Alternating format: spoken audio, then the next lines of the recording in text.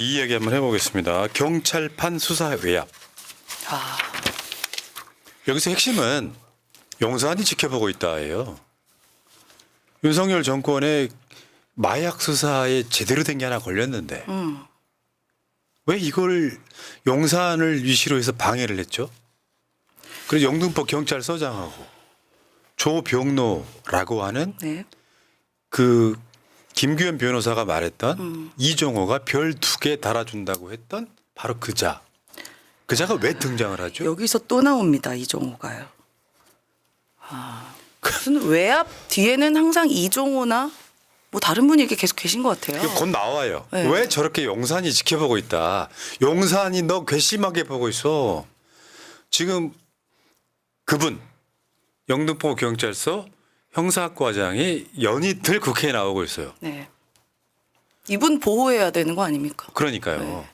이 수사 잘못됐다고 밑보여가지고 지금 영등포서 형사과장이 지금 지구대장으로 좌천돼 있습니다. 완전히 박정훈 대령하고 똑같은 상황. 똑같아. 와, 어떻게 이렇게 방법도 똑같고. 근데 이 마약 사건이 무마를 했다라는 게 마약 뭐 조금이겠지가 아니라 24만 명이 동시에 투약할 수 있을 정도의 엄청난 양이었습니다. 2,200억 원 상당으로 알려진. 당시 그 카톡 한번 보겠습니다. 관련 내용 및 수사 진행 상황 등 정리한 후 보고 드리겠습니다. 이제 받은 사람이 영등포 경찰서장입니다. 뛰신 만큼 소기 성과가 뒤따라 다행이네요. 수고 많으셨습니다 했던 거야. 칭찬했죠. 네, 감사합니다, 소장님. 그리고 실제로 필로폰 보여줍니다. 이게 지금 세관 직원이 연루돼 있는 사건이라는 거예요. 네. 네. 아니, 세관 직원을 매수하면 저거 통과되는 건 일도 아니잖아요. 그렇죠. 근데 왜 여기서 용산이 등장을 하냐야, 핵심은. 요거 밝혀져. 아니, 사실은 이게 지금 최혜병 사건에 용산이 관련돼 있고 800에 7070 관련돼 있으면 사실 게임 끝난 거예요. 그 전화번호 왜 네. 없앴다가 다시 합니까? 네. 그 번호만 딱. 그 번호만 딱? 저분이에요, 저분. 전 영등포경찰서 형사과장. 네. 백혜룡. 형사과장. 경정. 그리고 그 다음이 누구냐면 조병노. 그때 외압을 행사했다라고 하는 이종호가 별 2개 달아준다라고 했던 바로 저 사람. 수사에 개입하고 언론 보도가 나갔지만 현 경찰청장이 징계를 지시했지만 징계받지 않은 자. 경찰청장보다 더 위에 있는 뭔가가 작동하는 자. 어마어마하게 괴랄한 사건이야. 네. 이거 근데 언론에 너무 안 나옵니다. 이게 물론 단독 보도로 나온 거긴 하지만 이거 굉장히 최혜병 사건만큼 심각한 사건인 건데 지금 언론에 다루는 데가 많지가 않아요. 사건을. 그렇죠. 그리고 네. 사실 이 정부가 마약과의 전쟁을 선포를 했었고 한동훈이 대대적으로 마약과의 전쟁 막 얘기를 했었는데 한동훈은 왜 한마디 논평이 없습니까? 그러니까요. 이 조병노 경무관에 대해서 이종호가 우리한테도 뭐 경찰 그 정도는 있어야지라고 얘기했던 사람 아닙니까? 그다음 이 조병노라는 사람이 인천공항 경찰대장이었었고 그다음에 관세청에서도 근무를 했었다고 합니다. 그래서 관세청과의 관계가 굉장히 두터웠다라고 알려져 있는데 그래서 조병노가 스스로 이 사건을 무마하자고 이종호를 또 이용해서 또 K씨에게 연락을 한 게 아닌가라는 합리적인 의심이 듭니다. 네. 맞습니다. 뭐야 도대체 이게 뭐야? 진짜. 그 관세청 직원도 마찬가지고. 네. 뭐야 도대체? 야, 이건 정권이 아니에요. 아니 이거 진짜 영화로 만들어도 이런 일이 안 일어날 것 같아요. 네. 아니, 그러니까 우리 지금 최근에 정치 영화나 정치 드라마 많이 나오잖아요. 그러면 이제 쭉 시나리오가 있을 거 아닙니까? 배우도 있고 감독도 있고. 만약에 지금 정권에서 일어날 일들이 영화로 나왔을 때 사람들이 야 이게 어떻게 정권에서 이런 일이 일어나? 이건 영화로 만들 수가 없어. 말이 안 되니까. 이 정도예요, 이 정도. 이제는 무슨 마약 밀수까지 들어가 있어? 마약 밀수까지 관계가 있어? 왜 혹여나? 김건희가 해외 순방을 자주 나갈 때 네. 이용하는 스킬이 하나가 있다고 하잖아요. 그것은 아마 대부분 다 아실 거예요. 외교 횡랑이라는 게 있어요. 맞아요. 네. 이거는 이제 들어올 때 거치질 않죠. 네. 쉽게 표현하면 검색대를 거치지가 않는데 뭐 일설에는 저는 그게 맞을까 싶은 생각이 들긴 하는데 용산의 모 씨가 네. 마약 사업까지 하는 거야? 거기까지 나가고 싶지는 않습니다. 네, 설마 저는 그렇게 믿고 싶지는 않은데 아니 용산에서 왜 괘씸하게 지켜보냐고. 그러니까 이게 왜 괘씸합니까? 이게 칭찬받아야 될 일인 거잖아요. 네. 오히려 성과로. 그렇죠. 괘씸은 세관 직원한테 괘씸해야죠. 세관 직원이 짜고 마약을 밀매를 도와줬는데 어떻게 이거를 수사한 사람들한테 괘씸합니까? 이해할 수가 없습니다. 진짜. 진짜 이거는 정말 이상한 정권이에요. 요거 정권 뒤집어지면 다 나옵니다. 왜 그랬는지. 왜 용산이 괘씸히 지켜보고 있어? 수사 잘하는 경찰을? 그렇죠. 그래서 이건 경찰청장부터 나서서 굉장히 칭찬을 했던 사건입니다. 되게 큰 건을 잡았다고. 여러분 댓글창에 마약의 여왕 뭐 이런 거 쓰지 마세요. 새날 방송 위험해져 지금. 마약왕 김준리는 뭡니까? 댓글에 의하면. 자, 조병로 징계 무마 사건 흐름. 자세히 보시면 여기 이제 아까 말씀드렸던 그대로가 나오는데 네. 조병로 경무관. 구원 필요성 설명한 K씨라는 게 존재를 하고요. 결국 징계 무마가 됐고요. 야, 아, 진짜. 불문에 붙이면서 결국에는 여기 조병로는 징계를 받지 않는 게 핵심인데 별 2개 달아주려고 했더니 실제로는 별 안 달았다라고 언론들이 보도를 했을 때 야, 그러면 저게 이정호의 뻥인가? 허풍인가? 했지만 네. 결국에는 뭔가 조병로는 권력의 비호를 받고 있다. 이 사건 그냥 끝날 것 같지는 않고요. 민주당도 지금 초기 발동을 해서 연이틀 국회로 부르고 있는 것 같아요. 그리고요, 재밌는 거 하나만 더요. 조병로가 핸드폰을 바꿉니다. 이종호가 4개월 동안 7번 바꿨다 그러잖아요. 네. 핸드폰을 왜 바꿨겠어요? 핸드폰을 왜 바꿨냐고 하니까 이제 핸드폰 분실도 이유가 있어야 되거든요. 그렇죠. 예전에 99만 원 그 네. 세트 있을 때 부부싸움에서 불기소 세트. 접대 받았던 검사들이 한강에 던져버렸다. 부부싸움 해가지고 핸드폰을 던져버렸다. 핸드폰을 아예 없애는 상황이잖아요. 조병로도 핸드폰을 최근에 바꿨습니다. 그럼 뭐야 도대체 이게 도대체 뭐냐고. 아, 진짜 어디까지 손이 뻗어 있을까요? 그럼 언론이 여기에 집중적으로 들어가다 보면 나오게 돼 있어요. 세상에 비밀이 어디 있냐고.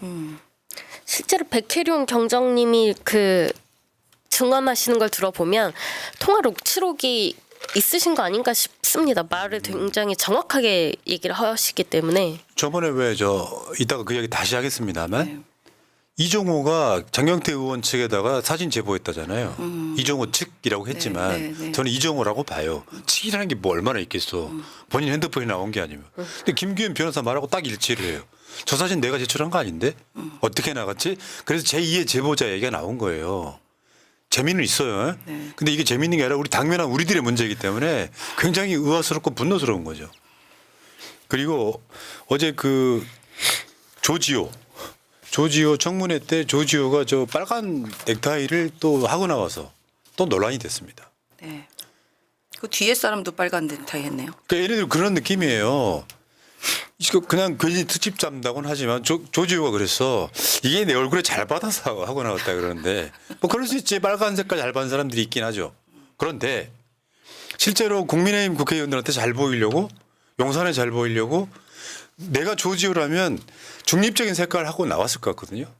뭐 회색이 될 수도 있고 뭐 보라색이 될 수도 있고 다른 무슨 무늬일 수도 있고 그냥 뭐 알록달록한 것도 주로 있잖아요. 면접을 볼 때는 그 신뢰감을 주기 위해서 청색, 네이비 이런 넥타이 사용을 권합니다. 네. 빨간색을 잘 사용하는 안 하죠. 경우는 거의 없습니다. 그리고 또 재밌는 것도 있어요. 조지호가요. 아들 미국 대학 졸업식에 맞춰서 공무 출장을 떠났다는 의혹. 참 다양하게도 그냥 사적으로 다 쓰고 다니는 얘들 다 거. 똑같아. 그러니까 공무 출장이라는 게 사실 건수 만들면 되고 저번에 한동훈이가 취임하고 얼마 안 돼서 미국 FBI인가 뭔가. 근데 그 당시에 또 자기 딸내미랑 또 딸내미. 연관이 네, 있었던 네. 것처럼. 그리고 또 자기가 경찰청 고위 수뇌부에 있는 사람인데 아들이 또 의경을 갔어요. 이때 의경 경쟁률이 15대 1, 20대 1로 굉장히 치열할 때였고 조지호는 의경 담당 과장이었습니다. 근데 아들이 의경이 간 걸 몰랐다고 합니다. 아들이랑 친하질 않아서 사이가 안 좋아서. 아니 이게 사이가 안 분명이라고 좋은데 해. 대학 졸업식에는 저렇게 참여를 했습니다. 그거 아니고요. 여러분들 소위 우리나라 기득권이라는 사람들은 면접을 볼 때 면접 서류에 별표 이런 게 붙어요. 그렇죠. 누구 아들. 누구 아들 아들, 이런 표시가 누구 딸. 붙어요. 저번에 나경원 딸이 성신여대 맞아요. 입학시험 볼 때 우리 나경원 엄마? 딸이라고 쓰여 있었던 우리 엄마 거잖아요. 나경원이에요. 뻔한 거짓말들하고 잡혀. 문제는 저 조지호가 윤석열 캠프 출신입니다. 그래서 그 경찰청 차장으로 서울 경찰청장으로 막 몇 개월 만에 초고속 진급해가지고 딱 들어온 거 아니에요. 얘는 윤희근에 이어서 경찰청장을 하면 윤석열 정권을 엄청 도와줄 사람이에요. 굳이 말하자면 촛불 행동 집회하지 않습니까? 네. 도로 안 열어주는 것도 경찰 소관인 거죠.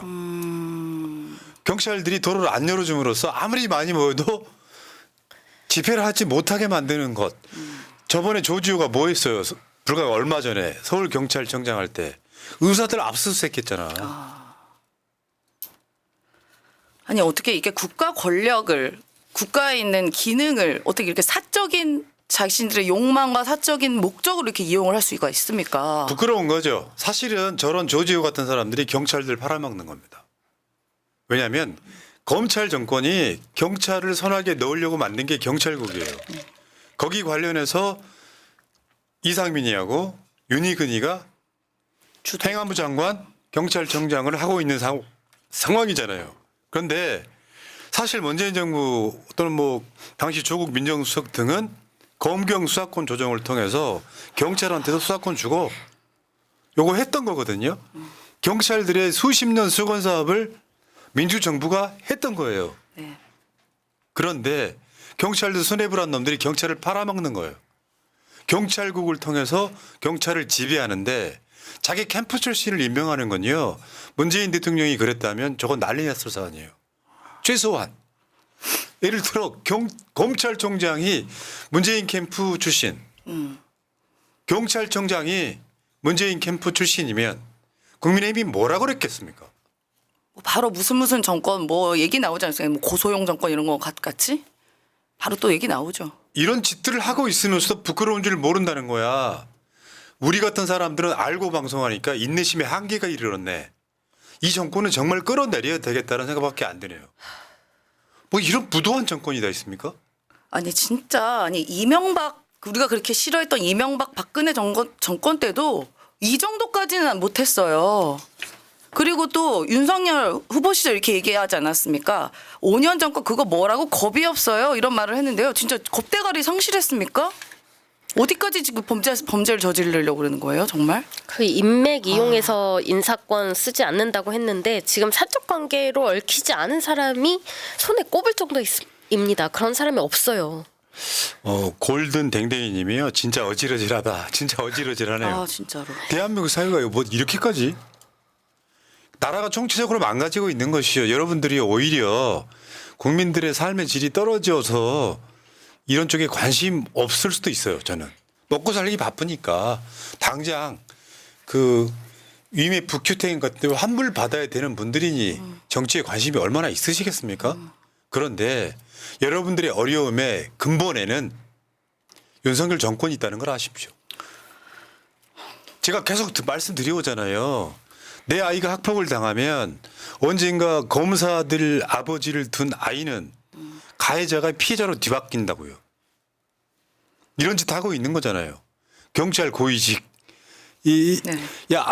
아들 졸업식에 맞춰서 공무를 출장을 가는 이거 뭐라 그랬냐면은 장남의 졸업식 당일은 일요일이어서 공식 일정이 없었기 때문에 개인적으로 참석했다. 시발 반대로 말하면 졸업식 날짜에 맞춰가지고 공무 만든 거 아니야. 근데 그때 공무를 뭘 갔는지는 사실상 크게 밝혀진 것이 없어. 똑같죠. 법화 증빙 못하는 거랑 또 똑같은 거죠. 네. 그리고서는 아들 의경은 몰랐다. 그냥 차라리 아들이 있는지 몰랐다고 하세요. 차라리. 아유, 정말. 유전자 검사하겠다. 우리 아들 이게 아니다. 뭐냐고요. 어떻게 저 인간들은 저렇게 쓰레기들밖에 없냐고. 진짜. 그러니까 내가 항상 내가 사실 정권 뺏기고 나서 반성했던 게 그거예요. 우리 마차님이 굉장히 강성이잖아요. 생각이. 아 그러지 마. 이건 그거라고 하는 거야.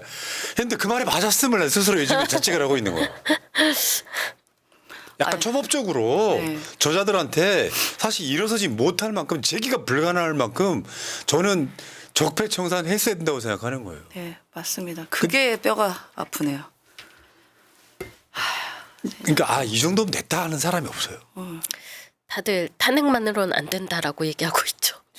진짜 한계가 없는 게 저는 이게 우리가 한계가 없다 예를 들어 손흥민 선수 한계가 없다라고 하는데 아니 이게 나쁜 의미로 진짜 한계가 없는 것 같아요. 도대체 어디까지인지를 모르겠습니다. 이제는 뭐 마약 밀수까지 뭐 얘기가 나옵니까? 정말 충격적입니다.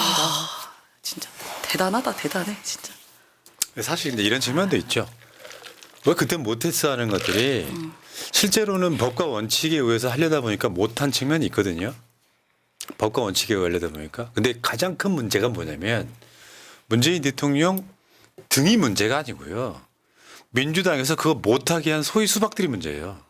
지금 생각해 보면 180억 갖고 할 수 있었는데 내부적으로 뭐 하나 하려고 하면 이낙연 당시 대표부터 시작해서 이 사람들이 사실 방해했던 거거든요. 그러니까 결국엔 문제는 퉁쳐서 문재인 대통령과 누구가 원망스럽다 이야기하기보다는 실제로 저는 분리해서 타격해야 된다고 생각해요. 그때 이런 것들을 방해했던 사람들. 막 논란이 되니까 조국 장관 그만두게 해. 누구 뜻이었게요? 이낙연 뜻이었어요. 추미애 장관에서 내려오게 해. 그게 이낙연 뜻이었다고요. 그 밑에 이낙연을 떠받쳐 올렸던 그 국회의원들. 이게 문제인 거예요. 퉁쳐서 뭐라고 막 비판할 필요가 저는 없다고 생각합니다. 네. 어쨌든 지금 민주당은 그런 분위기는 아니니까 시원하게 가. 그럼요. 이진숙 지금 임명하잖아요. 바로 탄핵안 올려. 윤석열이 저렇게 초스피드로 나오면은 아마 이진숙 탄핵안은 발의되어 있을 거예요. 바로 올려가지고 속전속결 하루 이틀 만에 통과시켜야 된다고 생각해. 네. 여기서 우리가 막 일주일 지켜보면 속 터져버리는 거예요. 안 됩니다. 그 안에 박문진 임명해버립니다. 그리고 이제 사라지겠죠. 네. 자 여기까지. 자 윙크님 청문회 보고서 용산에 안 보내면 어떻게 됩니까? 안 보낼 거예요. 청문 보고서 채택을 안 했습니다. 과방위에서 안 한 이유가 재송부 요청 오면 생각해 볼게 했는데 그러니까 쉽게 표현해서 메시지가 뭐냐면 청문 보고서를 쓸 정도 아니다. 그냥 쓰레기다 이런 소리거든요. 최민희 의원도 방통위원장 내정 계속 미뤘잖아요. 청문 보고서 계속 용산에 민주면 안 주면 어떻게 되는지 궁금하네요. 줄 생각이 없어요. 그 정도 쓰레기다 이렇게 표현하는 거고 그거랑 상관없이 윤석열은 임명하겠다는 거니까요. 방송하는 시점 내일 임명할 겁니다. 바로 저는 탄핵해야 된다고 생각하고 자연수 프렌치 도어님 푸나님 고급 탄산 사이다 발언. 아유 이런 사이다를 해서 뭐 어디 출마라도 한다면 모를까요? 아무 의미 없습니다. 그냥 제 개인적인 감정이 숨기지를 못하고 튀어나오는 것뿐이에요. 이게 정권입니까? 전 정권이라고 생각하지 않습니다. 그냥 미친 애들이 어떤 광기 어린 집단. 이런 애들이 그냥 뭔가 미친 듯이 뭔가를 하는 거예요. 근데 저는 이게 망해가는 쪽으로 가고 있다고 생각합니다. 저들이 가고 있는 방향이 낭떠러지라고 생각합니다. 있을 수 없는 일들이 벌어지고 있잖아요. 그건 비상식인 거죠. 사실 조지현은 양반이야. 조지현은 양반이야. 저 정도는 양반입니다. 저 정도는 양반이죠. 예. 그나마 양질이네요. 네. 여기까지 하겠습니다.